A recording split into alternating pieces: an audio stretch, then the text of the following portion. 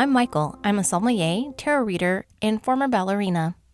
Hi, I'm Suzanne. I'm a writer, an author, and a teacher. And this is all the woo O for oracle cards. Love oracle cards. Samesies. We want to welcome you to this safe space to sit down with us and be a part of listening to these non-judgmental conversations. And just know that whatever you believe, however you feel, it is perfectly fine. We just hope you're entertained. So our wine pairing today is a little unusual. We've done a couple reds, so I wanted to integrate another white wine. We are doing a Chardonnay from Sonoma by the Wonderland project called the White Queen. I've decided to pair this because of the symbology, which is very much a part of oracle cards and what they kind of stand for. But this again is going to be minimal to no oak usage, so it's a crisp, clean styled chard. Yay. So why are oracle cards considered woo? Well, first of all, you're kind of hoping that by the law of attraction, which is woo within itself, that something's going to come out for you that is appropriate to speak to you on your question or what is relevant in this moment for you, whoever's pulling the card.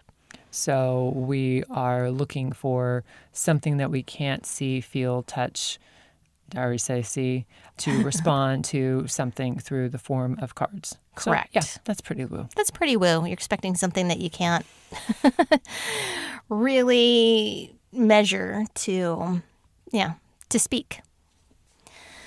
So I use oracle cards pretty regularly as a tarot reader, and I'm going to say, well, first of all, your question might be, isn't an oracle card the same thing as a tarot card? And kind of yes, but kind of no.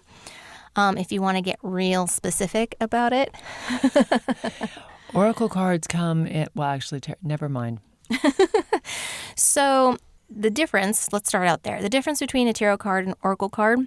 A tarot card is, a lot of them are based, let's put it that way, on what's called the Rider-Waite. So you'll have a series of major arcana. So you'll have like the Death card that everybody knows.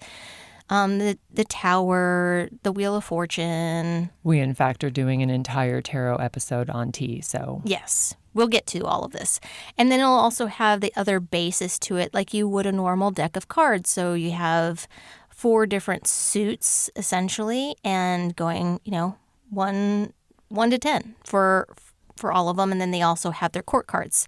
So that's a tarot deck, and how you interpret those symbols for the most part, like there's a basis way of interpreting, right? So it's a very structured form of deck to use versus an oracle card, which does not follow that structure at all. So, which is why I will use it, because when I give tarot card readings, I normally use about 4 different decks, which I don't know that many of you have necessarily received a tarot card reading that has used that many decks of cards in one reading. My readings normally take about an hour, right? I get really in-depth, and I use oracle cards as a means of adding more layers and information than what I could normally get through just a tarot card deck alone, essentially. And for those of you out there who are not tarot card readers, but you love an oracle deck, I think one of the things that is so great about oracle decks is the art. Before I ever picked up an oracle deck per se, I was collecting the art on my Pinterest. I mention them so frequently, I should get a commission.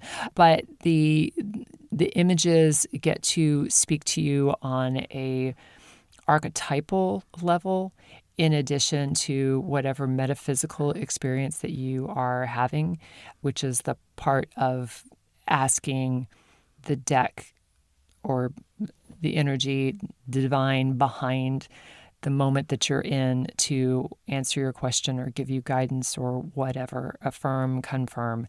And I will say for me, I love an oracle deck because it's so intimate. It's asking a question and getting an immediate response. How is that different for you than using a tarot card deck? I feel like a tarot card deck is like the PhD in some ways if you're really going to do it as a tarot card reader versus let me rephrase that.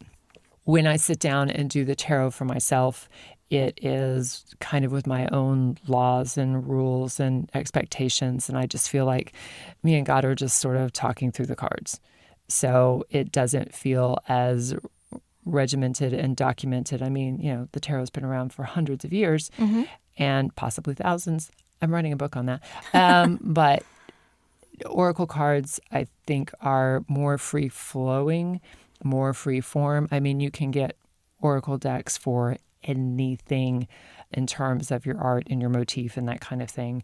And I feel like there's fewer expectations with an oracle deck than with a tarot deck. I can see that. I use them, like I said, like I have so many cards. I know that in order to contain all the decks of cards that I have, I've upgraded my box that I have, and it is... When she says box, she means a trunk. It is. It's like a trunk, and it's kind of full already. I need more space. I need a bigger trunk. Whereas I just have them slowly overtaking a bookshelf. Yeah, see, mine started out that way, and then they started to multiply out of nowhere. But so I have a couple of different tarot card decks. We'll get into that. But I have a lot more oracle decks, and so I use different oracle decks based upon what the question has to do with. Is somebody wanting to know more of a spiritual insight? Does somebody want to know, because some of them can get really personal. Like I have a couple of decks where I've talked to Suzanne about this, where I don't see a whole lot of situations where I'd probably pull this deck out for people. Didn't you have that Egyptian deck that was really beautiful, but it's also gorgeous. Extremely intimate? It's and it gives you a lot of guidance for sure. Yeah. But not really something that you can do in a reading. Like it's more cards that you would journal to or meditate on or something like that. That, and also it's kind of telling you more about, like, if you're going through a major transition in your life, like you're moving from one phase of your life into another and you're feeling lost, that's what these cards can be really good for. But beyond that, I have, which is why it wouldn't fit a lot of different situations. But then I have other cards that I use in every single reading. Like I have an Archangel Michael deck, which I love because, we share the same name. But it gives, I like to wrap up my readings with that deck because... Almost as a blessing. Yeah, it's kind of like, okay, now I've had this information. What do I do with this? Like it kind of tells you some more kind of action things to do that can help you along with the information that was just given to you. So I like very much kind of closing it that way. And I always am constantly entertained / amazed by that it's always super relevant to what has kind of been said in the reading. I will say that. But I have others that I use that are kind of like my default go-tos that cover a lot of different topics. And so I'll kind of use them to give me the feeling of the reading, or what's kind of the general overall energy of what's going on with the question that's being asked. And as a person who doesn't do readings for other people, it's just sort of part of my spiritual practice. I would say I love, when I'm looking at what deck I want to read or use for a day, I'm thinking, yes, about the art, but also about the writing of it, which is probably not a huge surprise given what I do. But when an oracle is, and when I say oracle, if you haven't picked up a deck before, they're called that because there is kind of a predictive concept behind them. But really, if you think about it as just you're looking at a bunch of different mirrors and you are asking for the image that you need to see that day or for that decision or in that circumstance to come forward. So you're working with what is inside you, your construct of God or the universe or the divine or whatever, your higher self, all of those are at play. And so you get a glimpse of what it is that you need to know. For me, it's often just the next step, or it's a big atta girl. I feel like oftentimes I go to the deck because I just need confirmation. Yeah, I think that, like I said, I kind of use the two in tandem. I'll use the oracles as like a because they each give me different kinds of information in which to kind of describe what's going on. I use the tarot to get down into the nitty gritty detail of things. But the oracle really kind of gives me the big picture idea of what's going on. But you can get them for all kinds of things. So like if you wanted to go and pick an oracle deck, because I would say that if you don't do tarot cards and that kind of thing, but you're interested in this, it would be easier for you to start out with an oracle deck for sure than it would be probably to learn. It feels less intimidating. Yeah, to learn the language basically of tarot, because it is a full language, and there are traditional definitions for all these different things in that world. But oracle, each artist, each person who creates an oracle deck, you're not going to find two decks that are similar to each other. That's kind of the fun part about it, and the free-form artistry between all of them.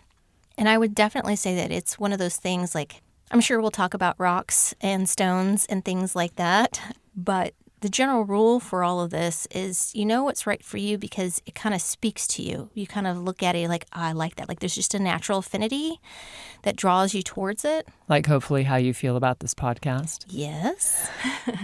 Fingers crossed. But overall, like what draws you, that means that it's meant for you.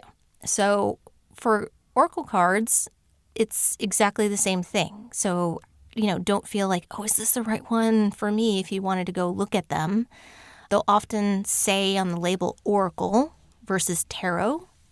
And that's all you really need to do is just go to whatever store or source that you have and look through and just see, are you for me? Like just ask the deck as it goes, as you walk by it, as you see it, and they really will interact with you.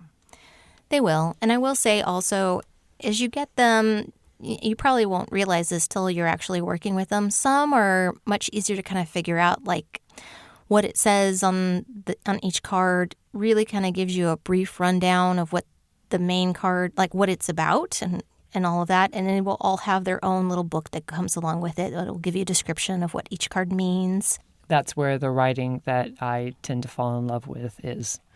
Yes. No, absolutely. But beyond that, I think, but there's some and that don't feel out of sorts if you choose a deck that is not like that. I have a couple that I'm still committing them to memory because for me, the names for them, I cannot associate a meaning behind it. So I always have to look up what that card means in the book, because it is not necessarily as easy. So it all depends on the deck that you get. And you may not know that until you've already just chosen it, brought it home, and opened it. And I would say as the non-professional in the room here, the way to do this is you find the deck that speaks to you, you take it home, you bless it, open it, go through the cards, and then just start kind of playing with them. It doesn't have to be, none of this should be scary or intimidating or make you feel fearful in any way. These are aids and assists. Yeah, and the more comfortable you get with what kinds of information each of these decks is giving you, it'll give you more clarity, especially if you have a couple of decks, what kind of answers these decks can give you. Like I was saying, I have the one deck that is more for like, I'm going through a spiritual shift. What's going on? That's not going to be for everybody.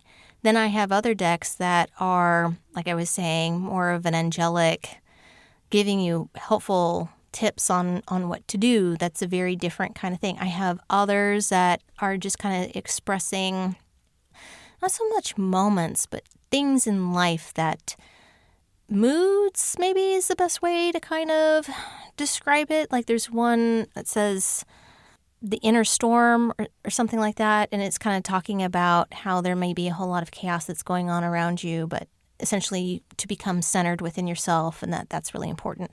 Like that kind of thing. There's a lot of different, the more familiar you come by going through all the cards and kind of reading what they mean and all of that, the more comfortable you're going to get with, okay, well, I have this kind of question. What kind of deck should I use? And I would say, foremost, just listen to yourself. Don't worry about, oh, I haven't made a perfect Celtic cross, or I haven't done. Don't worry about being wrong. I think that is one of the things that keep people from using all of the tools that we have been given, is that we're afraid of doing it wrong, that there's going to be some kind of backlash. Oh, yeah, 100%. What I can tell you for myself, and I'll get more into this on the tarot side of things, I personally feel like using cards, whether it's oracle or it's tarot cards, essentially it's not so much the cards that are giving me the answer. The cards are really just the vehicle, the mirror, if you will, to give me insight to my own intuition. So I sometimes, when I was first starting, would get kind of caught up in like, okay, so there's this kind of spread that I'm supposed to do for this, and there's this kind of spread that I can do for this. And I finally just realized, essentially, I don't really have to follow any of that. As long as I have it set up for myself ahead of time, that where I place the card, what that placement is going to mean for me, then the cards will come out in that way. And know that even if you're super well versed in what the card means, that it may come out and what you're feeling internally is not traditionally what that card means. You're getting a different impression with that card. Go with the different impression. And you can even say that, like if you are doing a reading for somebody else and that happens to come up, you can say that like traditionally this card means this, but I'm actually getting this from the card, so that you have both information. But this is how I'm seeing this. I kind of use it as an alternative for like scrying or something like that, where it's just a mirror for me to see within myself what it is that I'm getting.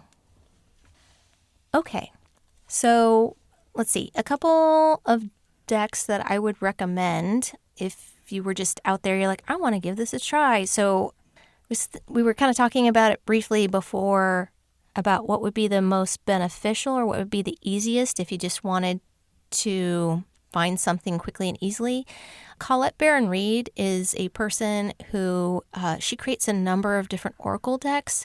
They have beautiful artwork on them, and you can find them at a good majority of New Age shops or wherever they sell tarot cards and things like that. You can find her decks in a good majority of places. And her cards can cover a lot of different subjects. So if I was just to get one oracle deck, I would recommend that for trying it.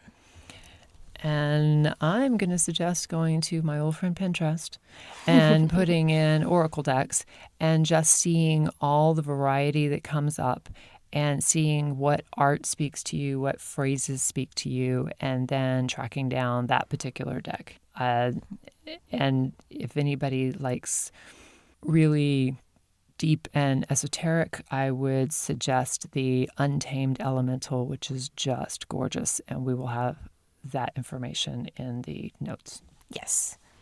Okay. So what is our next episode? P for protection. On All the Woo, A to Z.